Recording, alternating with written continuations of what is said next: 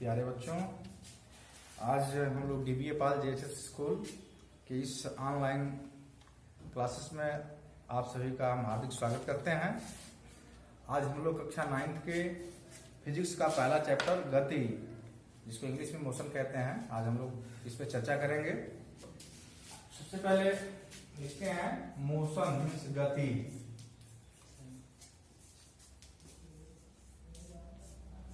देखिए, गति शब्द, गति का मतलब होता है कि वस्तुओं का समय के साथ उसके स्थिति में परिवर्तन। जैसे अगर एक लाइन में इसकी परिभाषा आपको देनी हो कि गति किसे कहते हैं, तो हम कहेंगे जब वस्तुएं समय के साथ अपने स्थिति में लगातार परिवर्तन करते रहते हैं तो वस्तुएं गतिमान कही जाती हैं, गति की स्थिति में कही जाती हैं। तो इस प्रकार गति का डेफिनेशन है कि जब कोई वस्तु समय परिवर्तन के साथ अपनी स्थिति में परिवर्तन करती है तो वस्तु गति की स्थिति में कही जाती है। तो इस संबंध में दो बातें हमें आपको बतानी है। पहले हम समझ लेते हैं फिजिक्स में विरामावस्था से क्या अभिप्राय है। विरामावस्था से क्या अभिप्राय है? विरामावस्था से अभिप्राय यही है कि यदि कोई वस्तु समय परिवर्तन के साथ अपनी स्थिति में परिवर्तन नहीं करती है तो वह विराम की स्थिति में कहलाती है। कहा जाता है कि वह वस्तु रुकी हुई है, एट रेस्ट में है। जैसे मान लीजिए कोई ट्रेन है, अगर वो स्टेशन पे खड़ी है तो समय तो चल रहा है लेकिन ट्रेन जो है बिल्कुल रुकी हुई है, विराम की स्थिति में है। ठीक ऐसे ही अगला हमारा टॉपिक होता है गत्यावस्था, गति की अवस्था। गति की अवस्था, गति की अवस्था वो अवस्था होती है जिसमें वस्तुएं समय परिवर्तन के साथ साथ अपनी स्थिति में लगातार परिवर्तन करते रहती है। जैसे जब हम चलते रहते हैं, एक स्थान से दूसरे स्थान को जब हम जाते हैं तो लगातार समय चेंज होता रहता है और हमारा स्थिति भी एक निर्दिष्ट बिंदु के सापेक्ष बदलते रहता है। तो हम कहते हैं कि हम गति की अवस्था में हैं या वस्तुएं गतिमान हैं। जैसे अगर कोई बस चल रहा है तो लगातार वह अपने स्थिति में परिवर्तन ला रहा है, अपने स्थिति में लगातार परिवर्तन कर रहा है, तो कहते हैं कि वह गति की स्थिति में है। अब इसके बाद हम लोग पढ़ते हैं एक समान गति। एक समान गति, एक समान गति, इसको इंग्लिश में कहते हैं यूनिफॉर्म मोशन। यूनिफॉर्म मोशन,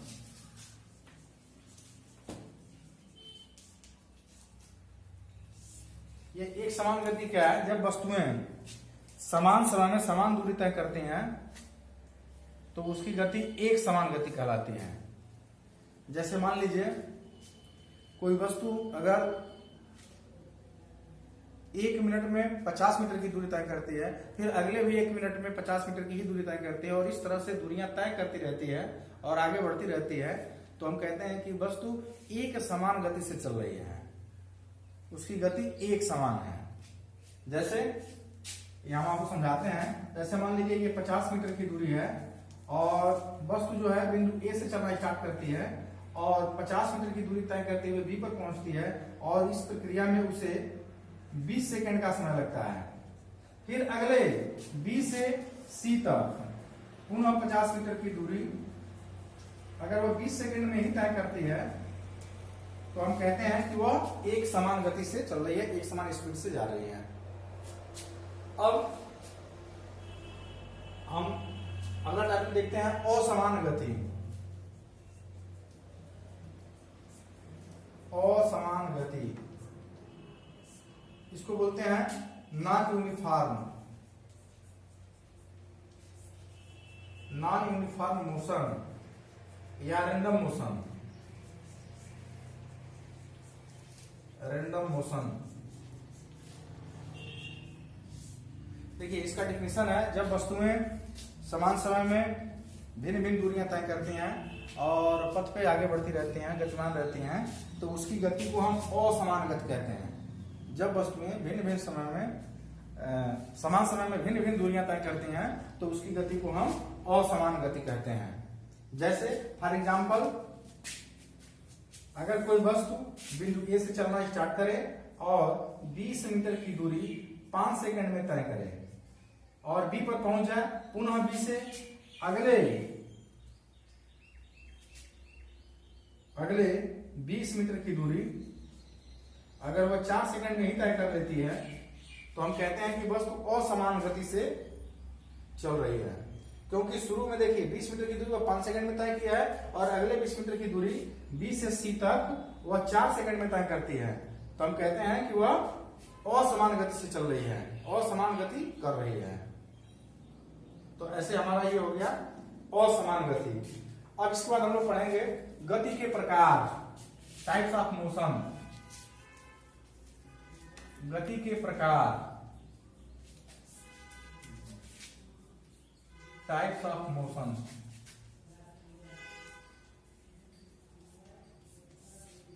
में सबसे पहले सरल रेखीय गति।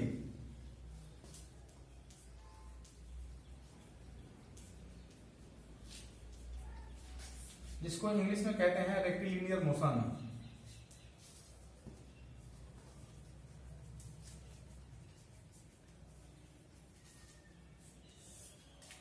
देखिए इसका डेफिनेशन है सरल रेखीय गति का, जब कोई वस्तु एक सरल रेखा में गति करती है तो उसकी गति सरल रेखीय गति कहलाती है।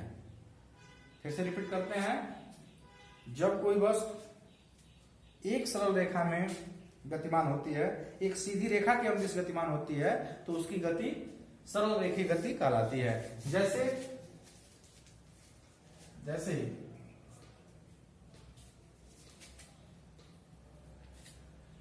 सीधी सड़क के अनुदिश गति, सीधी सड़क के अनुदिश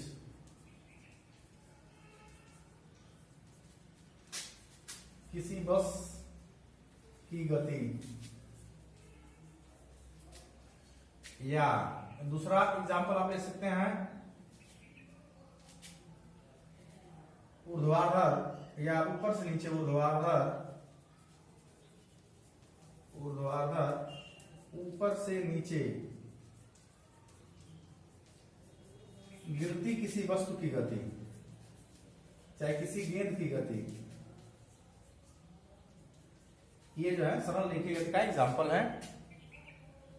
एक और एग्जांपल दे सकते हैं, जैसे बहुत सारे भी एग्जांपल हैं। जैसे एक एग्जांपल आपका भी हो सकता है कि सीधी ट्रैक पर किसी ट्रेन की गति, ये आपका सरल रेखीय गति है। इसके बाद अगला नंबर आपका है वृत्तीय गति। वृत्तीय गति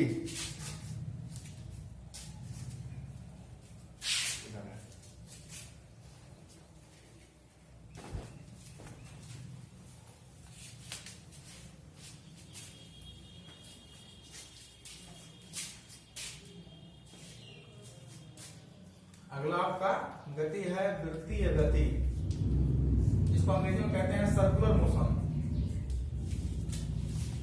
सर्कुलर मोशन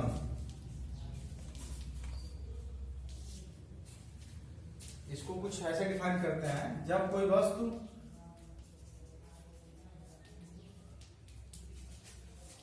किसी वृत्ताकार पथ पर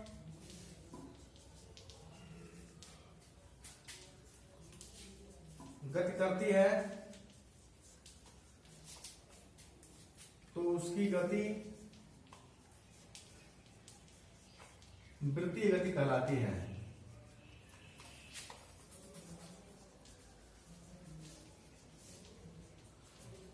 देखिए, जब कोई वस्तु किसी वृत्ताकार पथ पर गति करती है तो उसकी गति वृत्तीय गति कहलाती है, या वृत्ताकार पथ पर बार बार वो अपनी गति को दोहराती रहती है तो हम कहते हैं कि वस्तु वृत्ताकार पथ पर गति कर रही है।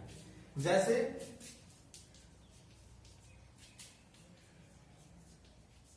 किसी पंखे के ब्लेड की गति, किसी पंखे के ब्लेड की गति। दूसरा एग्जांपल आप दे सकते हैं कि घड़ी के सुई के नोक की गति, ये आपके वृत्तीय गति के एग्जाम्पल हैं। इसके बाद आपका तीसरा महत्वपूर्ण गति है जिसको हम कहते हैं दोलनीय गति।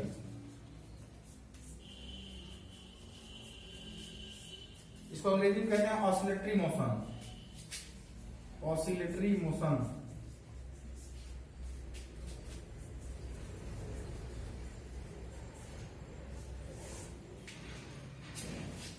तीसरा महत्वपूर्ण गति है दोलनीय गति, अंग्रेजी में कहते हैं ऑसिलेटरी मोशन।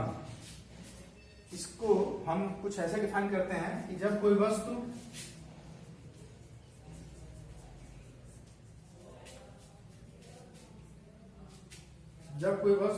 अपनी माध्य स्थिति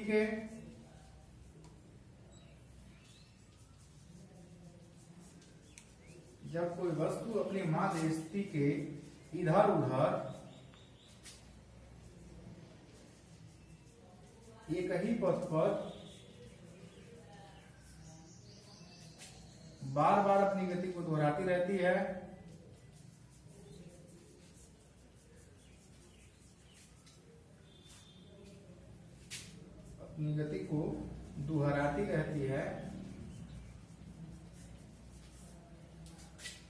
तो उसकी गति दोलनीय गति कहलाती है।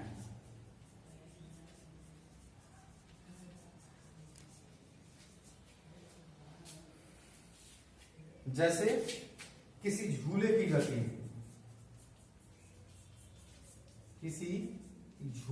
गति, दूसरा एग्जाम्पल हो सकता है किसी दृढ़ आधार से लटकाए गए पिंड के दूसरे सिरे पर अगर किसी पिंड को बांध करके छोड़ दें तो स्प्रिंग की गति दोलनीय गति कहलाती है, अथवा सरल लोलक की गति दोलनीय गति का उदाहरण है। चलिए एक बार और हम पूरी बात को रिपीट करते हैं। सबसे पहले मोशन क्या है, गति किसे कहते हैं? तो जब वस्तुएं समय के साथ अपनी स्थिति में परिवर्तन करती है तो वह गति की अवस्था में कही जाती है, यह कहा जाता है कि वह वस्तु गतिमान है। अब इसमें दो बातें प्रमुख रूप से आपको बताई जाती हैं। पहला विराम की अवस्था या विराम की स्थिति, और दूसरा जो है गति की स्थिति, गत्यावस्था। तो विराम की अवस्था से अभिप्राय यह होता है कि जब कोई वस्तु समय परिवर्तन के साथ साथ अपने स्थिति में कोई परिवर्तन नहीं करती है तो हम कहते हैं कि वस्तु विराम की स्थिति में है या विरामावस्था में है। जैसे हम यहाँ खड़े हैं, टाइम हमारा पास हो रहा है, टाइम तो चल ही रहा होता है, लेकिन हमारी स्थिति में कोई परिवर्तन नहीं हो रहा होता है तो हम कहते हैं कि विराम की स्थिति में है। ठीक इसी तरह से है गति की अवस्था, चाहे गत्यावस्था। गत्यावस्था वो अवस्था होती है जिसमें वस्तुएं समय परिवर्तन के साथ साथ अपने वर्तमान स्थिति में लगातार परिवर्तन करते रहती हैं। जैसे रोड पर किसी कार की गति, साइकिल सवार की गति या अन्य जो भी वस्तुएं अपने स्थिति में परिवर्तन करती हैं वह गत्या अवस्था में ही कही जाती हैं। अब इसके बाद हम लोग पढ़ते हैं एक समान गति। तो जब कोई वस्तु समान समय अंतरालों में समान दूरियां तय करती है और पथ पर गतिमान रहती है, चलती रहती है, तो उसकी गति को हम एक समान गति कहते हैं। इसके बाद है हमारा असमान गति। असमान गति वह गति होती है जिसमें समान समय में भिन्न भिन्न दूरियां वस्तुओं के द्वारा तय की जाती है, तो वह वस्तु हम कहते हैं कि असमान गति से चल रही है। फिर से रिपीट किया जाए, असमान गति में समान समय में वस्तुएं जो है भिन्न भिन्न दूरियां तय करती हैं। जब कोई वस्तु समान समय में भिन्न भिन्न दूरियां तय करती है तो उसकी गति असमान गति कहलाती है। अब इसके बाद गति के प्रकार, टाइप्स ऑफ मोशन। देखिए गति तीन प्रकार की है मुख्य रूप से, सरल रेखीय गति, वृत्तीय गति और दोलनीय गति। तो सरल रेखीय गति में जब कोई वस्तु एक सरल रेखा में गतिमान होती है अथवा एक ही दिशा में गतिमान रहती है तो उसकी गति को हम सरल रेखीय गति कहते हैं। इसको इंग्लिश में रेक्टिलिनियर मोशन कहते हैं। एग्जाम्पल के तौर पे सीधी सड़क के अंदिश किसी बस की गति, या ऊर्ध्वाधर ऊपर से नीचे गिरती हुई किसी गेंद या किसी पिंड या किसी कण की गति, वो बिल्कुल सरल रेखीय गति का उदाहरण होता है। इसके बाद हमारा होता है वृत्तीय गति, जिसको अंग्रेजी में कहते हैं सर्कुलर मोशन। सर्कुलर मोशन क्या है कि जब कोई वस्तु वृत्ताकार पथ पर गति करती है, वृत्त के आकार के पथ पर लगातार गति करती रहती है, तो उसकी गति को हम वृत्तीय गति कहते हैं। अथवा जब कोई वस्तु किसी वृत्ताकार पथ पर गति करती है तो उसकी गति वृत्तीय गति कहलाती है। फॉर एग्जाम्पल किसी पंखे के ब्लेड की गति अथवा घड़ी के सुई के नोक की गति, ये वृत्ताकार पथ पर ही बार बार अपनी गति को दोहराते रहते हैं, इसलिए यह वृत्तीय गति का सबसे अच्छा एग्जाम्पल है। अब इसके बाद हम पढ़ते हैं दोलनी गति, जिसको अंग्रेजी में कहते हैं ऑसिलेटरी मोशन। ऑसिलेटरी मोशन में होता क्या है कि जब कोई वस्तु अपनी माध्य स्थिति के इधर उधर बने पथ पर बार बार अपनी गति को दोहराती रहती है तो उसकी गति को हम दोलनी गति कहते हैं। दोलनी गति में किसी भी क्षण वस्तु में उत्पन्न त्वरण विस्थापन के अनुक्रमानुपाती होता है। इसमें एक प्रत्यानयन बल कार्य करता है, रेस्टोरिंग फोर्स काम करता है, जिसकी दिशा सदैव माध्य स्थिति की ओर होती है। फिलहाल ये हाई लेवल की चीजें हैं। इसमें सबसे बेस्ट एग्जांपल है झूले की गति अथवा किसी सरल लोलक की गति। अब इसके बाद हम लोग अगले दिन नेक्स्ट टॉपिक जो है दूरी एवं वेग के बारे में, दूरी, विस्थापन, चाल, वेग इत्यादि के बारे में पढ़ेंगे। बहुत बहुत धन्यवाद।